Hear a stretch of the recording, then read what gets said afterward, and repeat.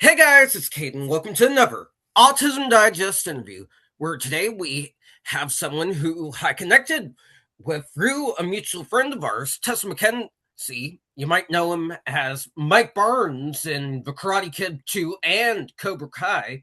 Or if you're into daytime soap operas, you might know him from Bold and Beautiful and General Hospital. He is Sean Kanan. Hi, Thanks for coming buddy. on, Sean. Thanks, man. I appreciate it. All right. I think a lot of people might recognize you if they've seen your movies, especially if they've seen the Karate Kid franchise. But for those that may not know you, do you mind telling a bit of your story in your own words? Sure. I started my acting career when I came to Los Angeles in 1987. And little more than a year after that, I got the role of Mike Barnes in The Karate Kid 3. And from there, I went to do a television series for Francis Ford Coppola called The Outsiders, based on S.E. Hinton's novel, which they had made the movie with, Tom Cruise and Rob Lowe and Patrick Swayze. Um, Got into daytime in 1992, and that's also when I began my producing career.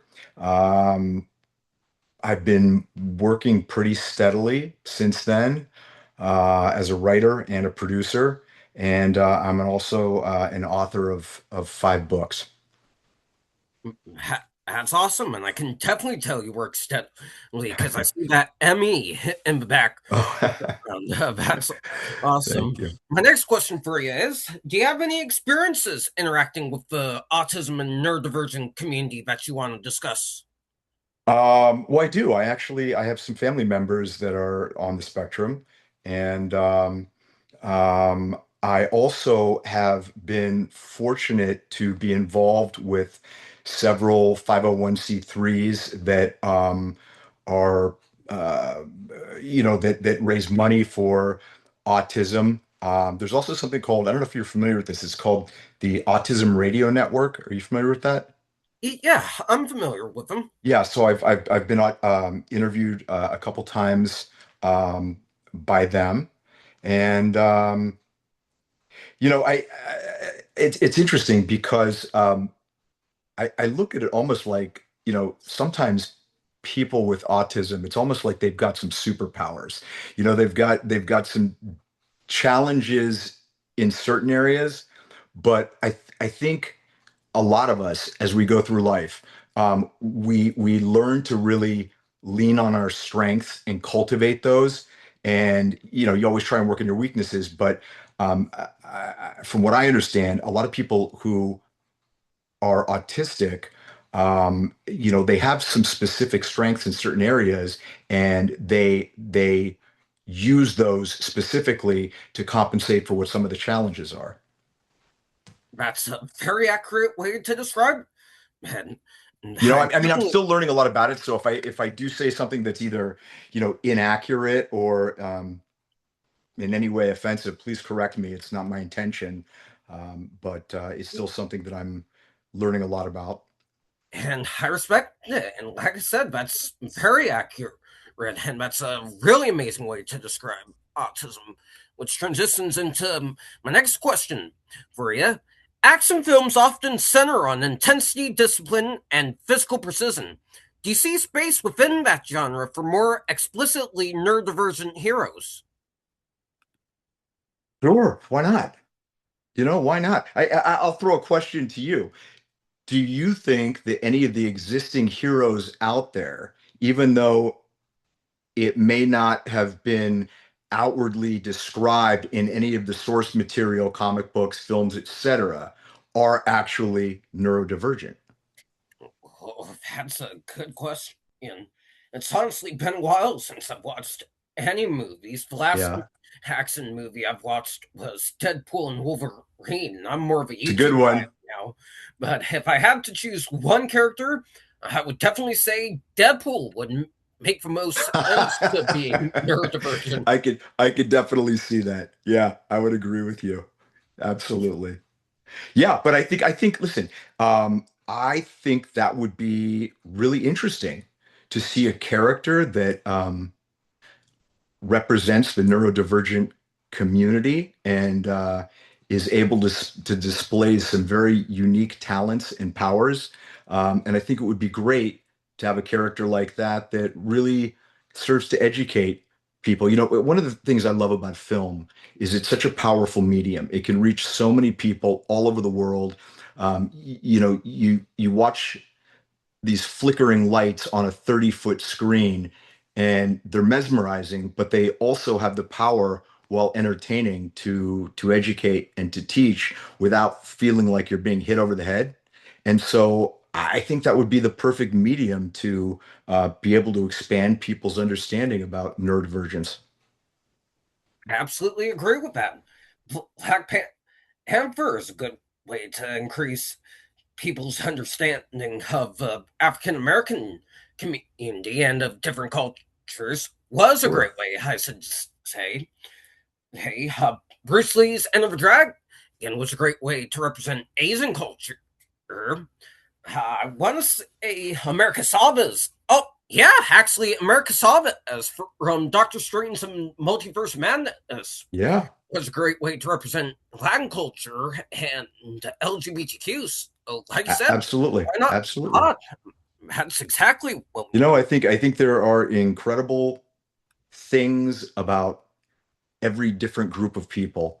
Um, I think the important thing to remember is that we're all part of the human race. You know what I mean? And while we have our differences, and it's important to highlight them, I think we have to remember that we're more alike than we're not, and not use these differences as a way of creating tribalism and separating ourselves.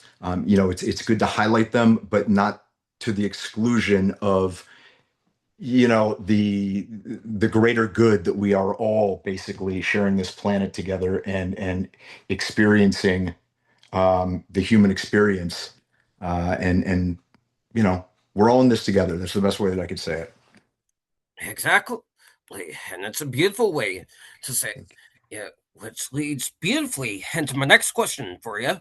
What advice would you give neurodivergent performers who are interested in stunt work or physically demanding roles?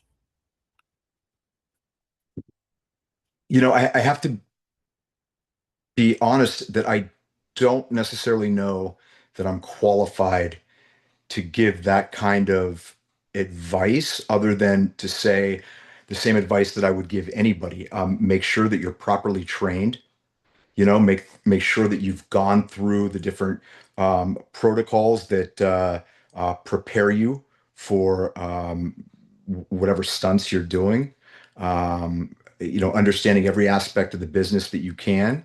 Um, that's probably about the best advice that I can give because I don't want to overstep and give advice that might be inaccurate. Mm, and that's perfect, but it's absolutely not just with film or action With life, scenes, right? but With with kind of with anything everything. really. Yeah.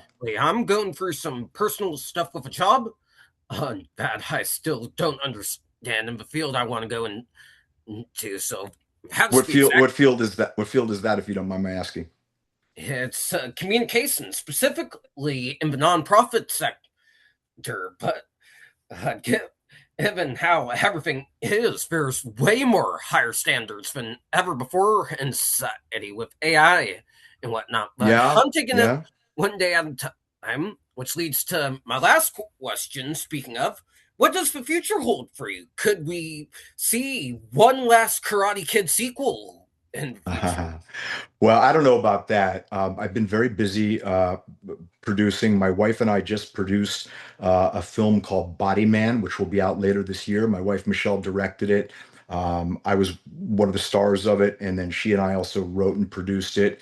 It's a terrific action feature that is set against the backdrop of the fentanyl and human trafficking crisis, and it unfolds during a California senatorial race, and I play one of the two senators in the race.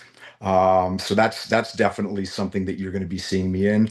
I'm also My wife and I are also getting into the verticals field, um, which is really exciting because this is such a new field in entertainment, and it's become so powerful and pervasive that we decided we wanted to get into that.